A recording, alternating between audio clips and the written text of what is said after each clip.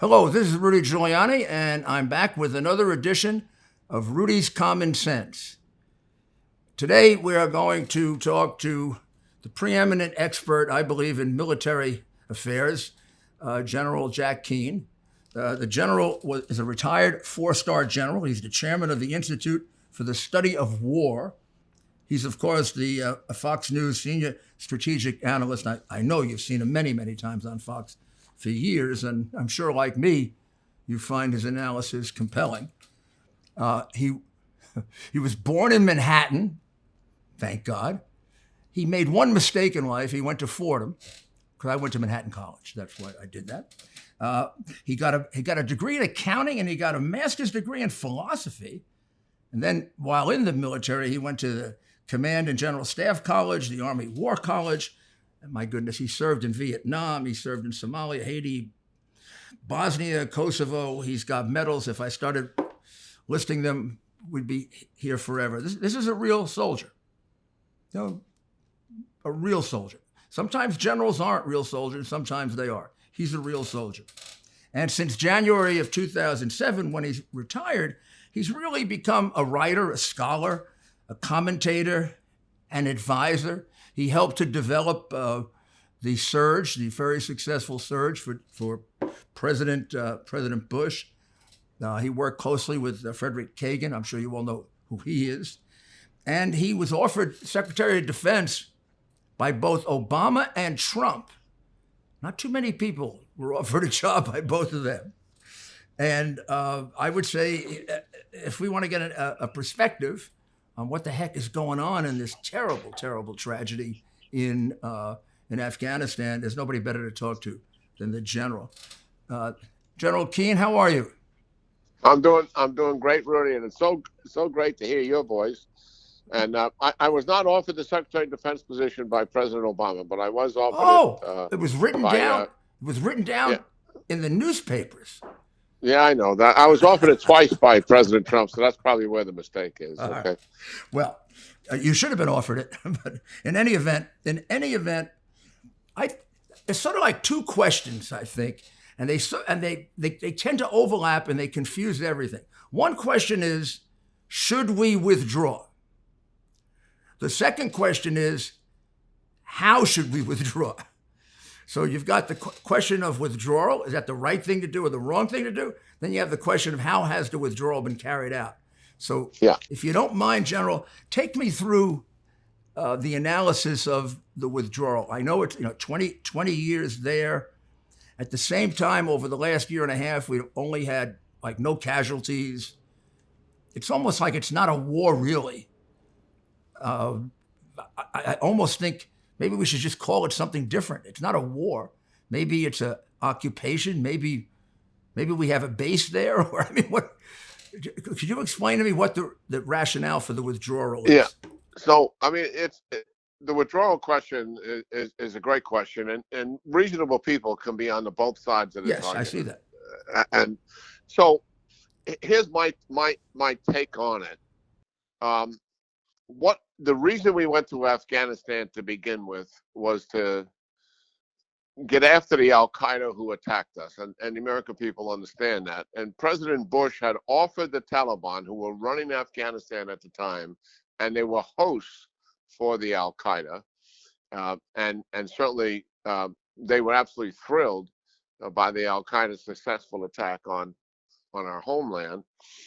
And President Bush offered the Taliban the opportunity to separate themselves from Al-Qaeda, and then we would not attack the regime. We would just focus on Al-Qaeda. They chose not to do that. They lost thousands of fighters in that takedown, and also they have maintained a relationship with the Al-Qaeda ever since. It's estimated that the Al-Qaeda still has a presence in Afghanistan in over 10 provinces shielded by the Taliban. So the object was to drive the Al-Qaeda into their holes and make certain there was never any re-attack on the United States, because the Al-Qaeda has always maintained an aspiration to do that. So we toppled the Taliban regime, and all of these years, our troops have been successful in participating in these operations and preventing another attack. And no one should feel that despite the debacle that we're watching on television, anyone that serves in Afghanistan, while you're frustrated watching that debacle, and that is not the kind of ending America wants or the Afghans deserve, to be frank about it. But nonetheless, our troops accomplished the mission in the sense that no re-attack has occurred from that foreign soil. It was an epicenter for radical Islam. So that was a good thing. Right. And the reason why in 2014, we turned over all ground combat operations to the Afghan security forces and began to reduce our forces. And what we held on to as we made a reduction in force is robust intelligence, to include a couple of CIA bases on the ground, which have been publicly disclosed, that kept the focus on Al-Qaeda, and other intelligence capability, and then very decisive U.S. air power. And we eventually downsized this force to something in the neighborhood of 4,500. And then President Trump made a decision to downsize it to 2,500. And our commanders felt that even at the level of 2,500, we could still provide the enablers that the Afghan security forces needed on the ground. Wow. One, intelligence, and two, decisive air power. So the air power itself, if it's not actually in the country, is not counted in those numbers. So if it's coming from an aircraft carrier, it's not counted in those numbers. If it's based at Bagram Air Base, then it is counted in those numbers. So we had reduced our participation, quite dramatically. And our military advisors and our intelligence services both felt that if we pulled the forces out completely, that what would happen is that the Afghan security forces, without decisive air power and intelligence to support them, that the Taliban would eventually collapse them.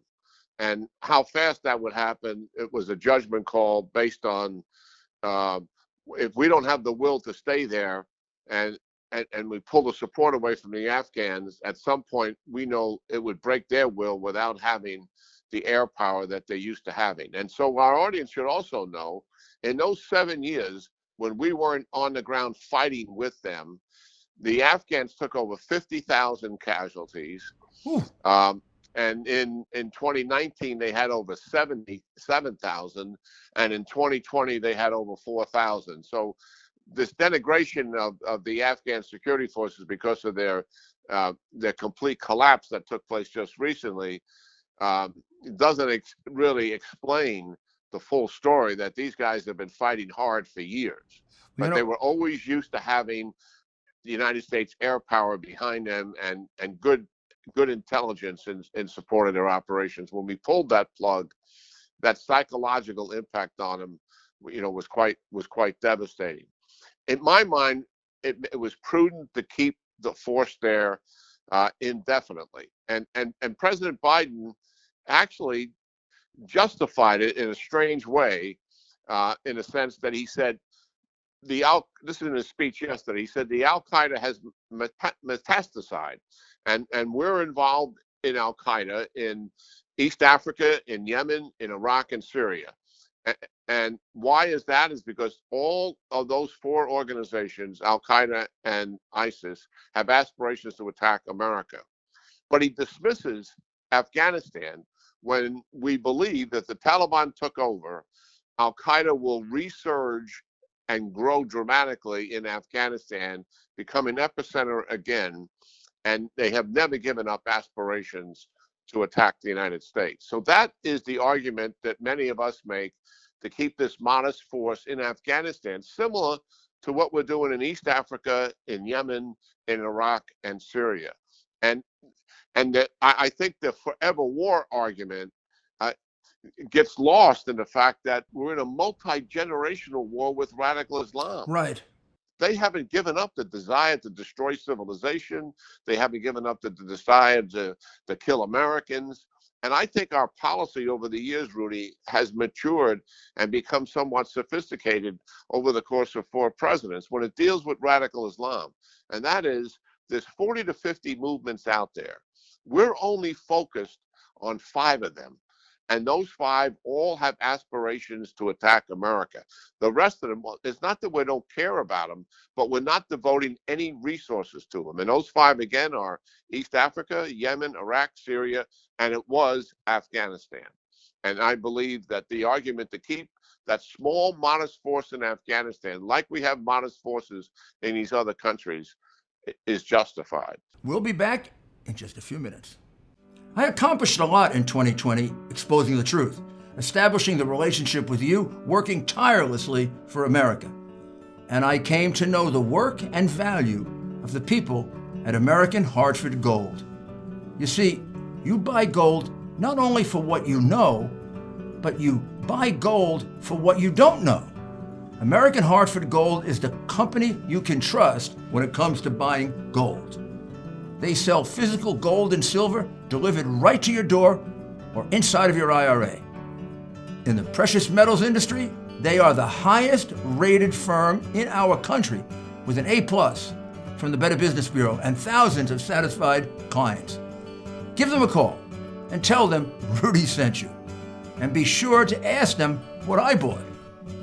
And if you call them right now, they will give you up to $1,500 of free silver on your first order. Folks, these are uncertain times. The one thing you can count on to protect what you have worked so hard for is physical gold and silver. So don't wait. Call them now. Call 833-GOLD-777. That's 833-GOLD-777. Or text Rudy to 65532.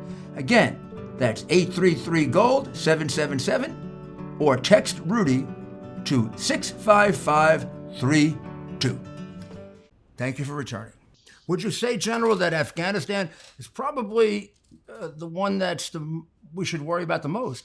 Because it's the one that actually has shown that when the Taliban was in charge, they allowed al-Qaeda sort of safe haven, and they actually pulled off the biggest attack in history. So yes, in some way, that's a very good. And we know that they love. That's a very good point. You know what I didn't understand about Biden's original decision back in April, and maybe it's because of my own personal experience, but he timed it to get them out by September 11th. And I thought that was awfully insensitive, because now here's what we're facing. On September 11th of 2001, the Taliban was in charge of Afghanistan, and al-Qaeda was given free rein there. It's almost as if it's deja vu all over again, as Yogi Berra said. We're back in the same position. Oh, yeah. All these years later, we have the Taliban in charge. They still have a relationship with a much reduced al-Qaeda, but you and I know these people are in there for forever, for the long haul. And I know, just in the few days, many of my fellow citizens in New York come up to me and say, "That seems crazy."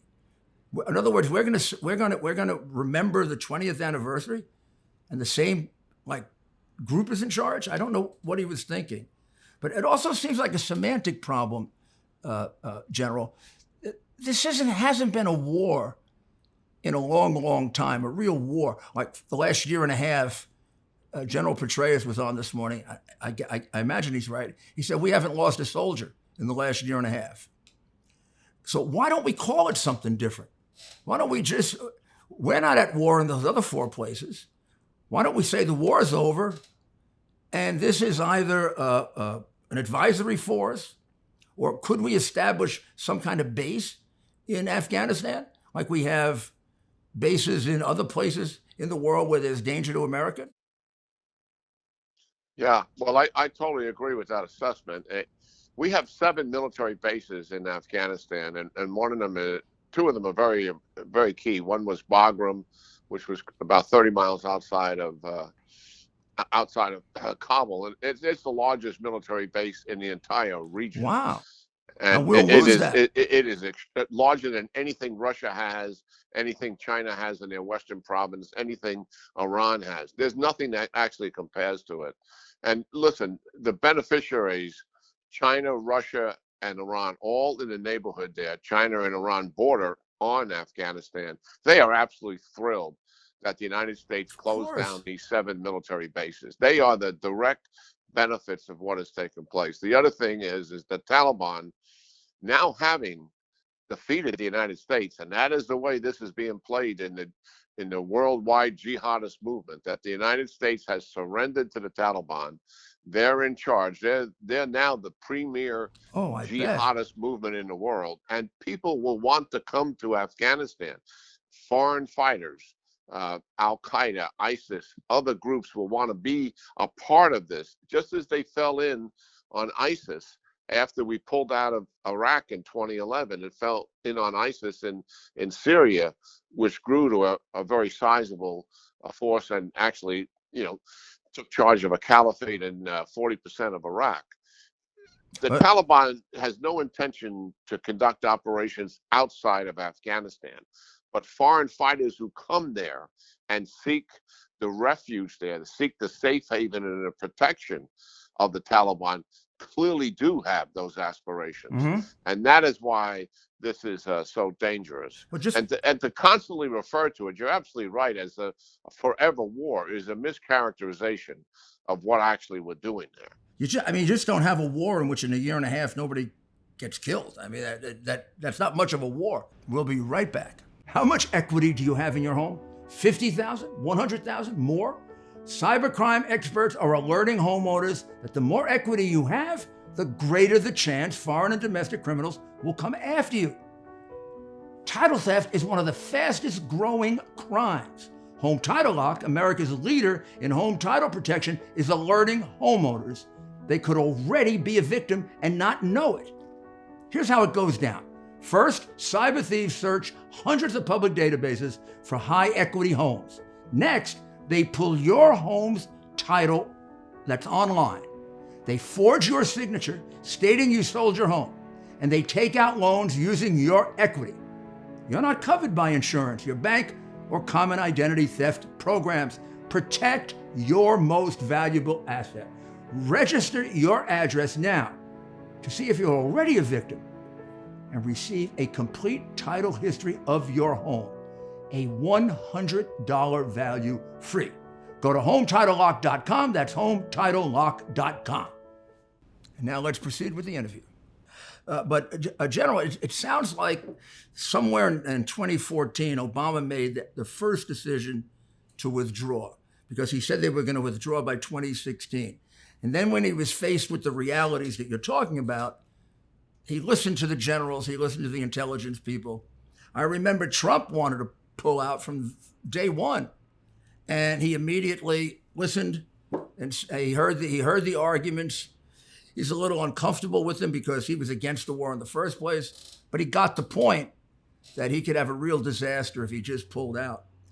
And even when he made the final decision, which is way back in February of 2020, that there'd be an eventual pullout on May 1, 2021, that was based on whether the Taliban was evaluated as not going to be enormously disruptive and very difficult to deal with.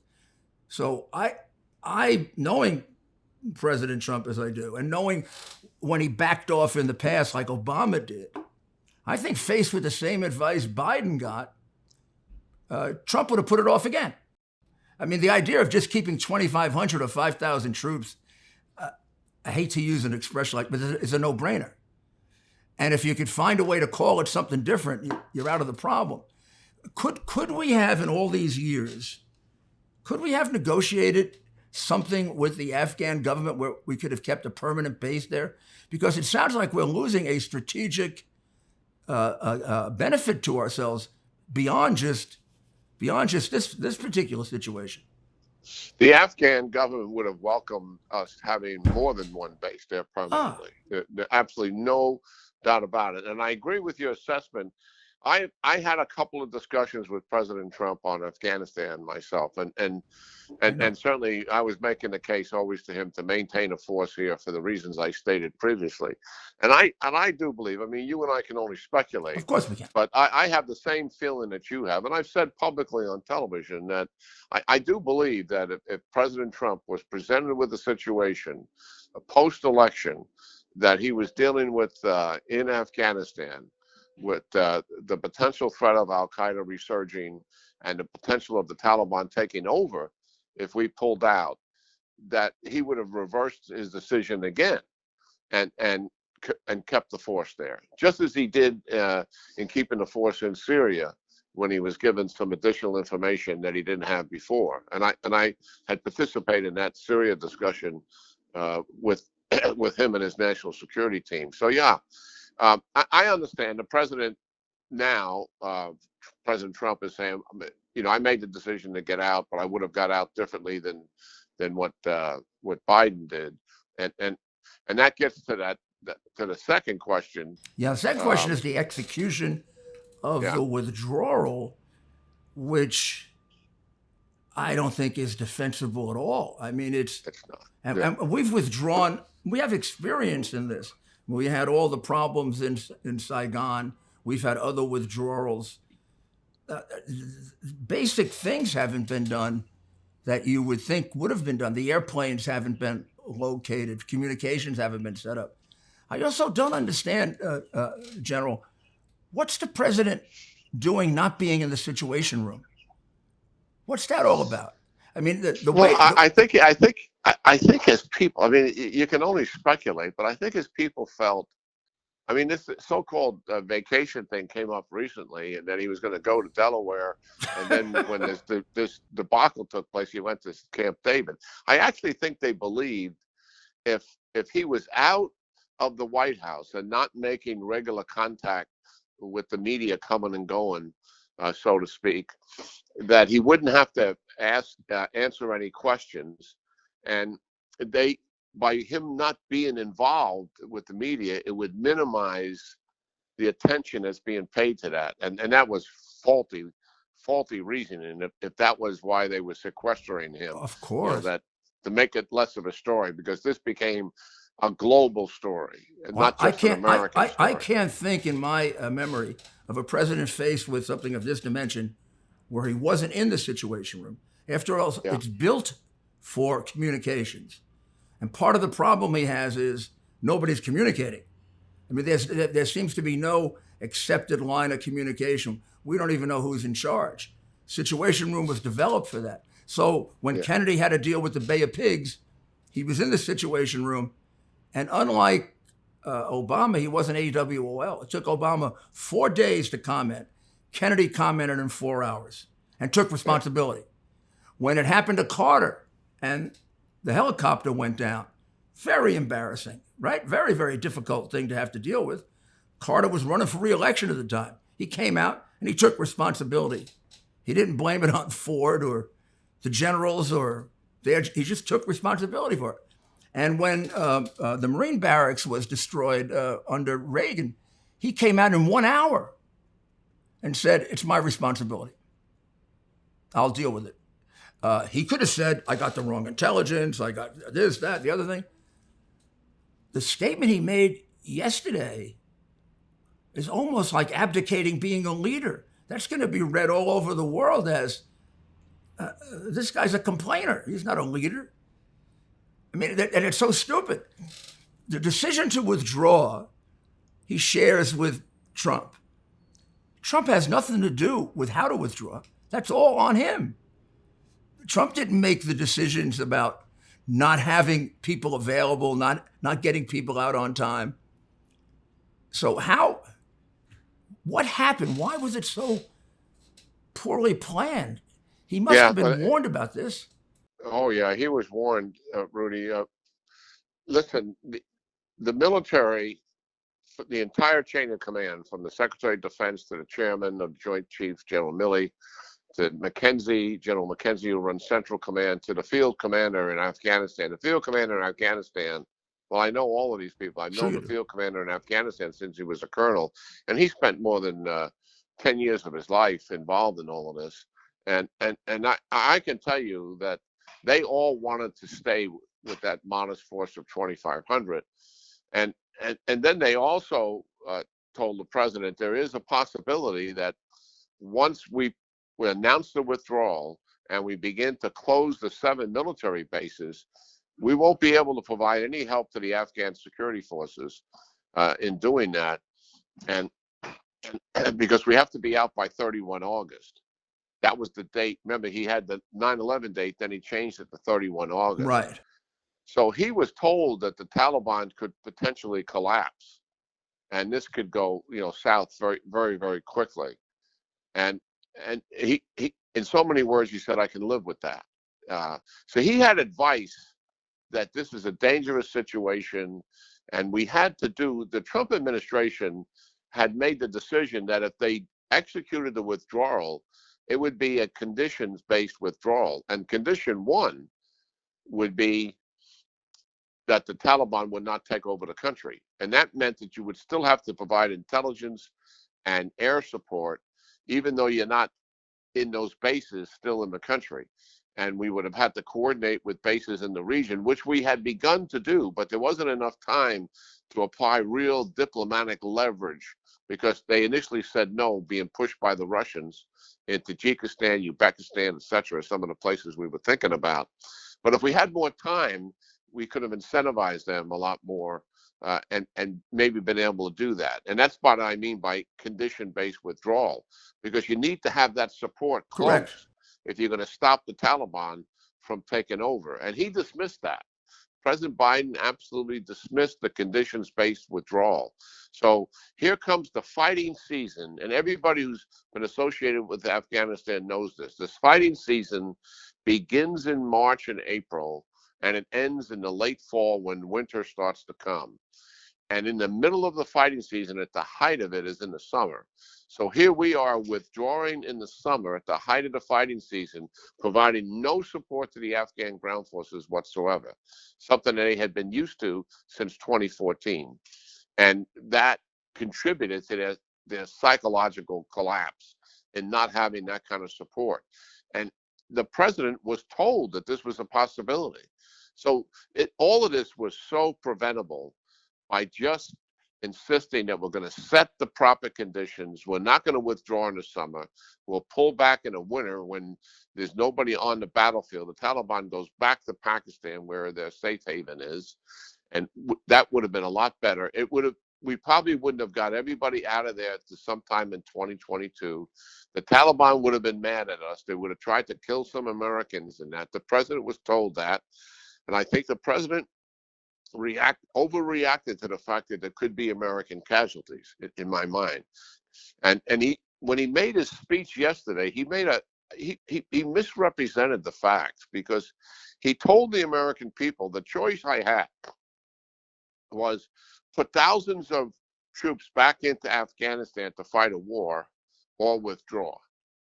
And that's not true at all. There was never on the table by anybody. Could anyone have recommended that to him? Nobody had recommended that to him. That recommendation hadn't been made in 8 years to anyone. Yeah.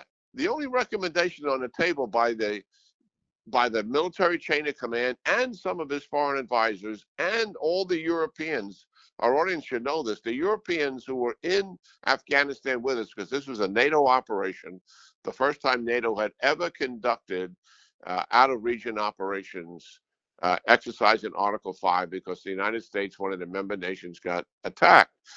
So the Europeans who were with us, specifically the Germans, the Netherlands, the Brits, they all wanted to stay. And that's amazing. That's amazing in and of itself. I mean, we're usually on the opposite side of this.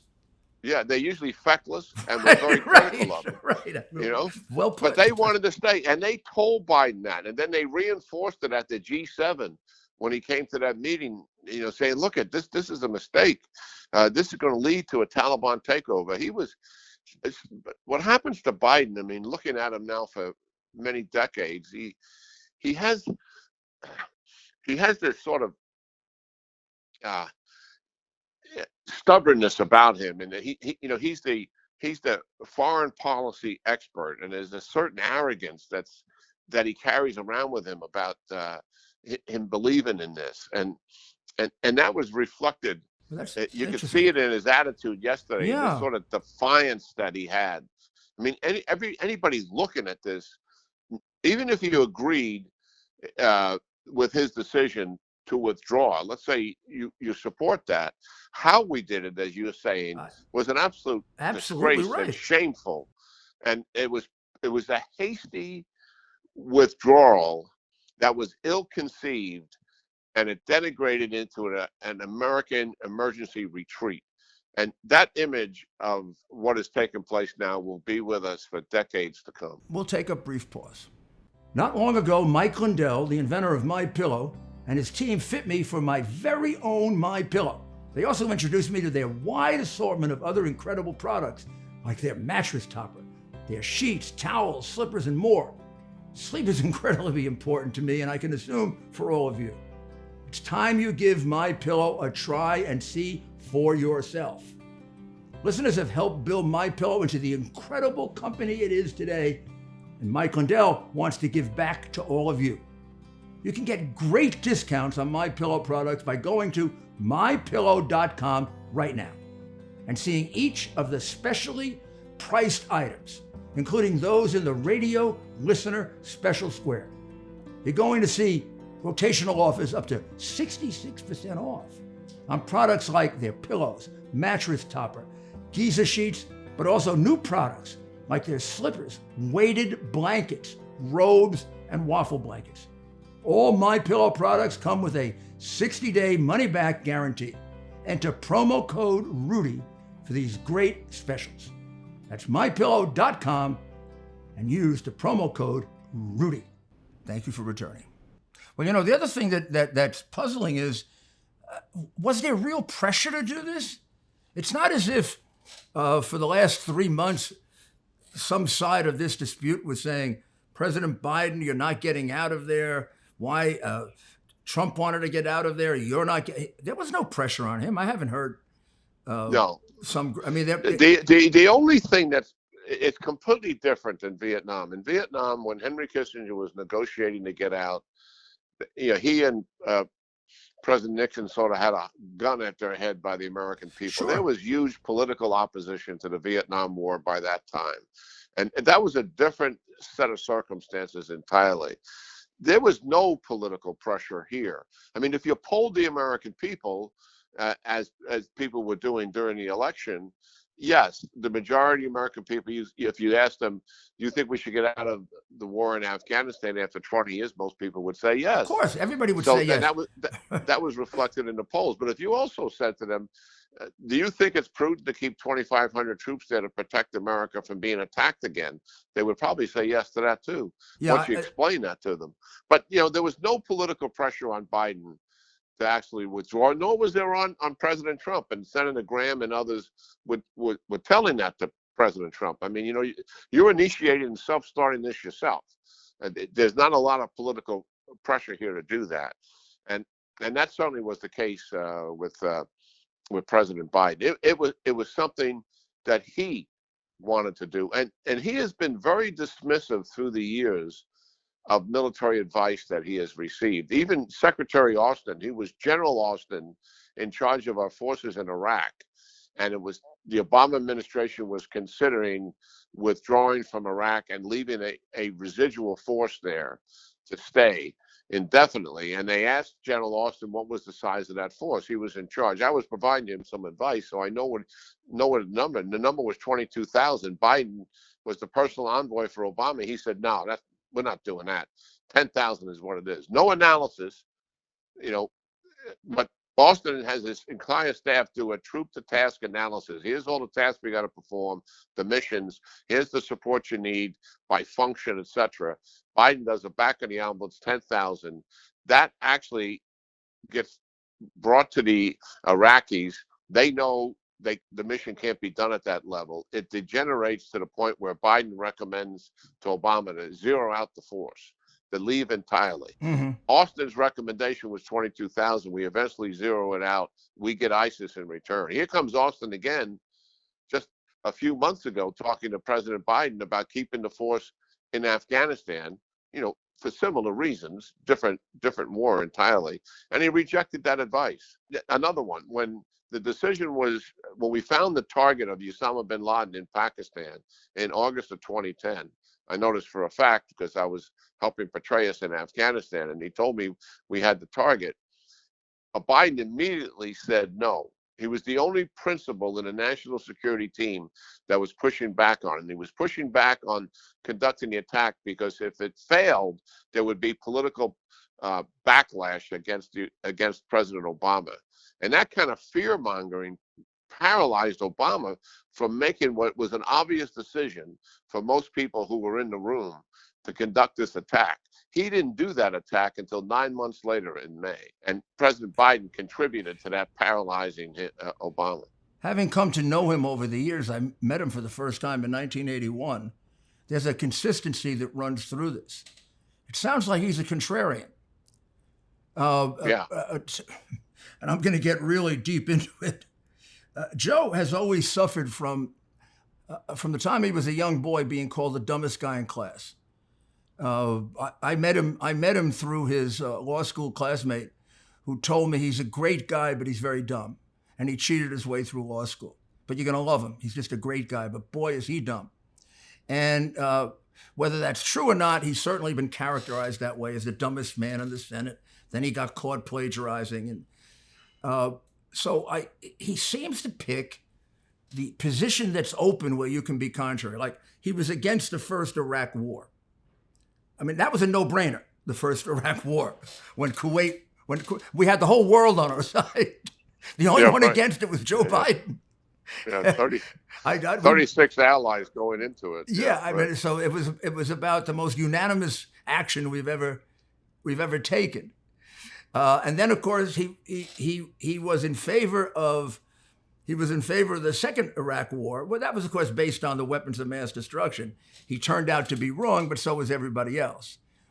But then, if the intelligence is correct, he was the only one that advised not killing bin Laden. I mean, that's almost mind-boggling. You're sitting there, you got a chance to kill this guy. We've been trying to kill him for 8 years or 7 years. He did have a special position of charisma that you take him out and you're going to do a lot of damage to the earth. And he was against it. He seems to have criticized the killing of Soleimani, who slaughtered a tremendous number of Americans in Iraq through the Quds Force, and really dealt a blow to Iran that still has them reeling. But he was against that. And there's a contrariness that runs through this that may be the thing that leads to Gates saying, he hasn't been right about foreign policy for 4 decades. So whatever it is, we've got a strange situation going on. But I imagine, and you would know this, the military must have presented him with quite a detailed plan on how you carry out a withdrawal like this. This must be something, having run the emergency management unit in the city, which is a small part of this, we used to play out all the different emergencies. I'm sure they have a very, very intricate plan for how to do a withdrawal. But there seems to be no plan playing out. I mean, one of it's communication. Somebody's got to be in charge. You got to look to somebody as the voice. Who's the voice of this thing? This press secretary is on vacation. He left immediately and went back to vacation. Yeah. Well, there's certainly the detailed plans for the withdrawal and closure of 7 bases. That was accomplished. But what the problem that was driving the military is the 31 August withdrawal date and no conditions for the withdrawal, just get out. And that denied us the ability to keep supporting we could have brought thousands. It's not unusual if you want to withdraw out of a country and do it safely to bring actual forces in to assist that, because when you're collapsing and you're focusing on taking a base apart, you're not focused on the enemy. So you bring forces in that are going to focus on the enemy, and you conduct a withdrawal safely to do that. We should never have given up the Bagram Air Base, which is 30 miles outside of Kabul, and it is a significant platform. There's no commercial airplanes there. We can stack 20 C-17s there on a tarmac alone. When you say that, General, never give up Bagram, do you mean never ever give it up? We should have kept it. Well, I don't think we should ever have given it up. I agree with you completely. Because it's a strategic base in the region.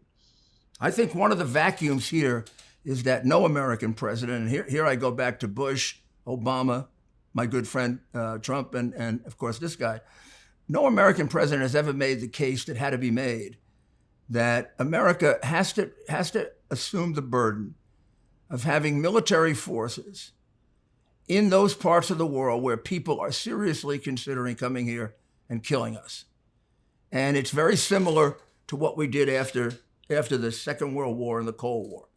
We located our military bases in strategic locations that would deter the Soviet Union, because the Soviet Union could always say, oh, they're not going to drop an atomic bomb, and therefore we can do small actions.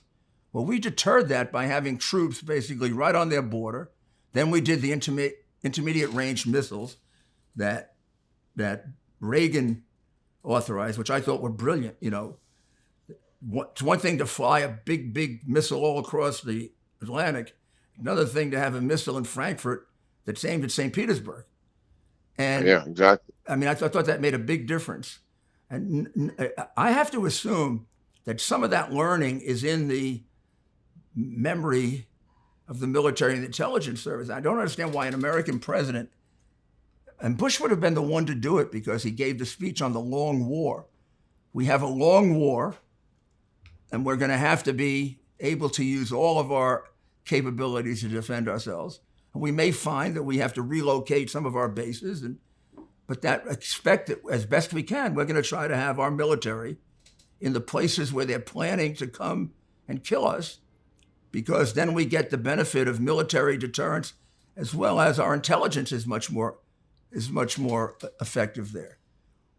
And now I mean, that basic principle, and it was started by President Bush, certainly built on what we had learned by providing a strategic and an operational deterrent to the Soviet Union, and our strategy was to contain them, and we had forces forward deployed, to be able to do that, and I think, well, I don't know that was the basis for their judgment in the Bush administration, but it was an accurate judgment. I mean, the principle was, let's fight these radical Islamists in their backyard to avoid them coming to our backyard. And it worked. That principle strategy is sound. And that's the reason why we still have these forces in East Africa, in Yemen, in Iraq, and Syria, and why we wanted to keep the force in Afghanistan. It's that basic principle. Let's fight the war over there and avoid it coming here. Well, that's why the military, the men and women who did this should feel very, very proud. Their mission, and I feel totally connected to them because they carried on the war that started in New York, right? Yeah, when the first group went to Afghanistan, I went and saw them off. And when they came back, they brought me a knife and a hat and a scarf of one of the Taliban warriors they killed. And they said, we killed them for New York. And I kept it. I showed it to all my firefighters and police officers. I show it to the families. They are carrying on what they started on September 11, and they've done it so effectively. I mean, everybody after September 11 thought we were going to be attacked many, many times. Right. And we weren't. And I think that is completely done because of the military deterrence we set up and also the improved intelligence. And now I see a big hole and a real risk. And what do you think is going to happen now? Are they going to improve at least the withdrawal effort and have enough planes so that people aren't getting killed trying to get on planes? Well, we have a real problem now, Rudy, because I mean, I have people calling me, everybody who has connections to Afghanistan, is the same. I listened to my good friend Dave Petraeus on Fox earlier, and he was saying the same thing. he's getting these I calls. heard And him. here's the problem we got is that because this we didn't put forces in there early enough to keep the corridors open and keep the airfields open. All the roads are now Taliban controlled that lead to the airfield, and we have Afghan employees who worked in the embassy that were told to go home and shelter in place when the Taliban was starting to collapse some of these other cities, but now they can't get to the airfield, and they would be one of the ones that are legitimate in terms of leaving Afghanistan. You know, they would be vetted with the opportunity to go, and they can't get there. I mean, our word is at stake here, General. It reminds me of what we did to the MEK. You know, everybody signed a letter that we were going to protect them, and then Biden failed to negotiate the status of forces agreement, and 120 of them got killed, and I remember it well. And they're holding documents saying they're protected by the United States. These people work for us. They put their lives at stake for us. The word of the United States is at stake here, and we've got to find a way to fulfill it. And it doesn't sound like we're doing it. No. In his speech, I mean, I was very disappointed by the speech because, you know, as you said, he blamed everybody else. He didn't take any responsibility for his own mistakes, and he should have owned that up. I mean, you know our people so well. If you're a leader and you take responsibility, admit it. The American people have toleration. Even if you don't want to, you do it. It's almost like accepted strategy for leadership. Yeah. Even if it's unfair to take all the responsibility. Sure. Maybe there were a lot of mistakes that were made. But still, you're in charge. You made the decision. Trump didn't make the decision to do it now. He did. Yeah. The generals got to advise, but they didn't make the decision. The Afghanis didn't make the decision. And it sounds like he had the right intelligence. I don't think he can. No, he did. He had all the information and the facts to know that the Taliban could take over. There could be a complete collapse. He knew that. I think it goes back to your basic premise and his understanding of complicated subjects, being able to analyze it properly himself and come to reasonable conclusions. And yeah, it really is. It's tragic because you're absolutely right. I mean, as this goes around the world, can you imagine what people in Taiwan are thinking? Because we've been promising them that we're gonna be there for them. People in Ukraine, it's sad. Even, you know, we have 28,000 troops in South Korea, and they're there for the same reason we wanted some forces in Afghanistan. Because if we pulled the 28,000 troops out, the North Koreans came south. The South Koreans would have a problem defending against that. After all of these years, all right, you know, the criticism you hear, well, we spent 20 years helping the Afghans. Why can't they do this by themselves? Well, why can't the South Koreans do it by themselves? Right. Why do we still have 50, 60,000 troops in Europe, and now they're in Eastern Europe? Because the Europeans can't do it by themselves. I mean, many countries need America to help. And now the promises that we're making, people are going to question our resolve, our credibility. And China clearly is going to start talking, because they already began that a number of years ago, that America is in decline, and you can't trust America. America is not going to be there for you. And now they have evidence to prove it. It's really shameful. Well, I mean, the only thing I can think of that he could do, and this is not unusual, presidents have done this, is to appoint someone to be the point man for this, and let that person, you know, make the decision, so at least there's some coordination. Because right now you've got the basic problem that makes it impossible for any emergency to be run other than chaotically. We don't know who's in charge. Who's in charge? The State Department system that they were using to get the people out of there was overwhelmed, and they didn't put the number of resources in it. It had to be a 24/7 sort of experience. We're talking about tens of thousands of people that we were committed to, and And multiple presidents are also accountable because some of these people wanted to get out a long time ago. Yes, And we could have I been agree. gradually taking these people out over the course of a number of years, as opposed to There's waiting no there's for a calamity to happen. there's no question that multiple presidents, military, a lot of people are involved in all the confusion about should we remain there, shouldn't we remain there, and all of that. And as I said, I think this could have been solved by a speech by an American president that explained what you just explained. Hey, we've been in Korea, we've been in Germany, we've been in Italy. Those are not wars. Those are just smart, intelligent decisions so that we can protect ourselves. If people are plotting to kill us, well, we want our soldiers there and we want our intelligence people there to pick it up. I think the American people would get that if it was explained to them that way. But the one thing and if he wanted to lay off some responsibility on that, fine. But the one thing none of these people had anything to do with is the immediate decision how to do with withdrawal. And his predecessors, Obama and Trump, backed off doing it, probably from intelligence like this. So he's really on his own on this one. Yeah, I mean, the issue was, if we do pull out, we invite the Taliban to take over, and the Afghan forces are likely not going to be able to stand up against them without American air power. And that's true in South Korea today, and that's true in Eastern Europe today. So there's a huge frame of reference for this. It's not just an Afghan problem. This is a problem that our allies have, and why the United States supports them, and why we provide an umbrella of security for people around the world. They depend on the United States' credibility. They depend on our word. So how do we work our way out of it, General? What's the conclusion?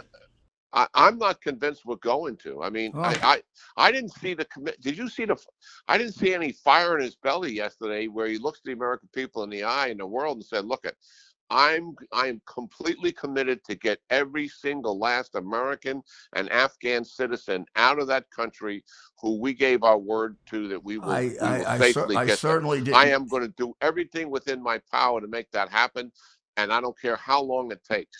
And if the Taliban interfere with us, they are going to reap hell." I heard none of that. What I saw was a man who almost was acting like, what are you making such a big deal out of this for? Yeah. So the Taliban listened to that speech, and what did they come away from? They saw American weakness on display, and they'll give us a few days to get people out of there, because they certainly don't want to get into a fight with the United States, because they got what they wanted. They now own the country, and in their minds, the United States have surrendered, and that's how they're going to advertise it. But at some point, their prestige is going to be impacted, and I think they'll eventually give us an ultimatum, telling us we got to get out of here by such and such a time. Well, I think, General, the reason they do that is because they see weakness there in the president, Rudy. Yeah, I think the only answer here is and they're slightly turning on him, if his usual protectors and the people who cover up for him, and like the Times and the Washington Post and the networks, if they start to go after him, it's going to wake him up, and he's going to have to go find. That's happening now. That is happening. Then he's going to have to go find somebody in his administration who can step up and handle it. I mean, this is a difficult situation, General, but it's not brain surgery. You don't need a genius to do it. You just need a competent manager, and somebody like a Secretary of State or somebody in the military could step up and be the point man and take care of this and at least get us through. Right now, that's not happening. The only way it happens is with criticism from his from the allies who always cover up for him. When the situation in Vietnam got so disastrous there at the end, and the North Vietnamese, there was no air support provided to the South Vietnamese army, very similar to what the problem is we have today in Afghanistan. And the North Vietnamese were just rolling down Highway 1, rolling up the South Vietnamese army without U.S. air support. Secretary Schlesinger was Secretary of Defense. Sure. He called Kissinger and said, "Look, we got a real problem on our hands here. I need you to support me on this. I'm gonna put every resource I have available to me into Vietnam to get thousands of people out of there safely." These are some American citizens, but mostly Vietnamese. So he flew in there somewhere over 400 C-141 four-engine jet sorties to get the people out, and 70 Wow. to 80 helicopter sorties off the embassy, which everybody did see that one. But he moved 50,000 people out of there. And that's your man in charge, all right? Well, That's what you're describing. You put your finger on exactly something we have done successfully historically in the past when we had a similar calamity like this. I don't see that kind of commitment and determination here to get the same result. I don't, and well, we're not going to get the same result given what we're doing right now. well, General, I want to thank you. You gave us more than enough time, and it was a brilliant analysis. Any chance they'll call you for advice? I doubt it. Well, I want to remind them you advised Hillary Clinton and John McCain and me and President Bush and any American who wanted advice. I have a relationship with Secretary Austin because we used to work together. I mean, your advice is. I remember when I first met you. You told me, right? You laid out the people you advised. Was I uncomfortable? I said, absolutely not. Well, let's hope they do. Well, God bless you, General, and thank you for really explaining this in a way that I don't think anybody else could have. And also, I forgot to mention, you saved Dave Petraeus' life. Well, yeah, he did get accidentally shot standing next to me. A bullet did go through his chest, and he was bleeding rather profusely. We had a medic on the scene, who did what he should be doing, but I was able to provide some significant assistance. Yeah, so that must leave you guys pretty close, huh? We got bonded after that. Yeah, I would think so. The way he explains it, Rudy, he says, that story isn't actually correct about General Keane saving my life. He said, actually, I saw the soldier pointing his weapon, and it looked like he was pointing at General Keane. He said, so I jumped in front of General Keane to protect him. Well, that reminds me of my relationship with the people I was trapped with on September 11. There's a lot of humor about who did what, but oh yeah, sure. Well, General, you gotta have some of that gallows humor. Yeah, General, you're a tremendous asset, and God bless you. Thank you. Yeah, great talking to you, Rudy. Thank you.